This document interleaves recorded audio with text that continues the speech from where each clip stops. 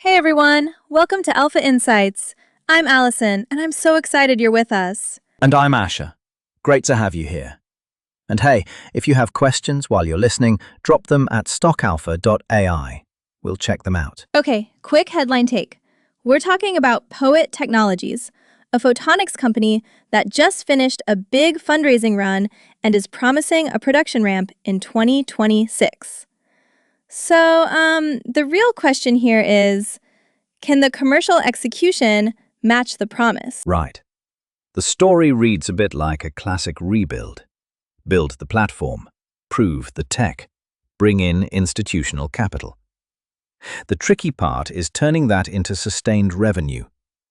Analysts note the company just closed multiple rounds of equity financing at increasing prices, which signals conviction. Exactly. And the numbers cut through a lot of noise. They raised $375 million in those rounds, and combined with a prior $150 million raise, management says they're sitting on about $430 million. That's a headline you can't ignore. 3 rounds, higher prices each time, new institutional names coming in. That suggests this isn't a one-off. It gives them runway through the key execution window this year. And it's worth saying what the platform actually is. Poet's optical interposer lets electronic and photonic components be co-packaged, basically taking the electrical bottleneck out of the equation for AI data centers. Yes, co-packaged optics is an architectural priority for hyperscalers. Copper interconnects are running into bandwidth and power limits, so moving light closer to the chips is a real structural shift. Poet's platform targets that exact choke point. They also put a new laser platform on display at the big photonics conference earlier this year, the Blazar hybrid laser.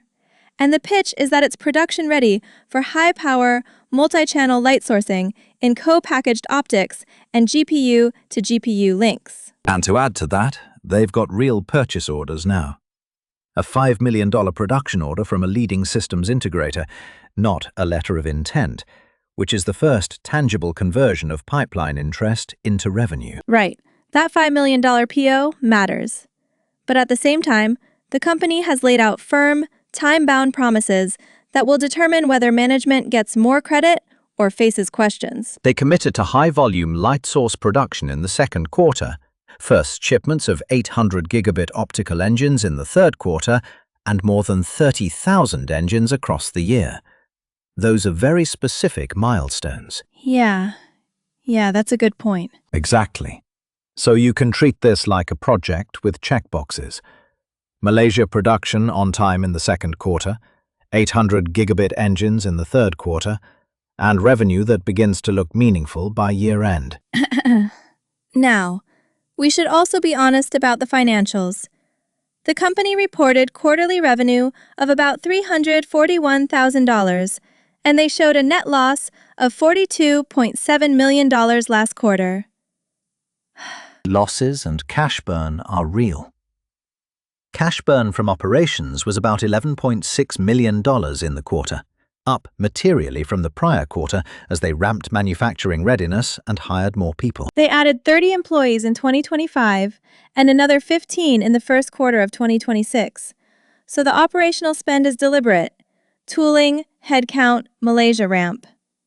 Analysts say that kind of burn can be expected when a company is intentionally scaling capacity. There's an accounting wrinkle too. A $30.6 million non-cash derivative warrant liability inflated the headline loss, and management says they've addressed that repricing issue.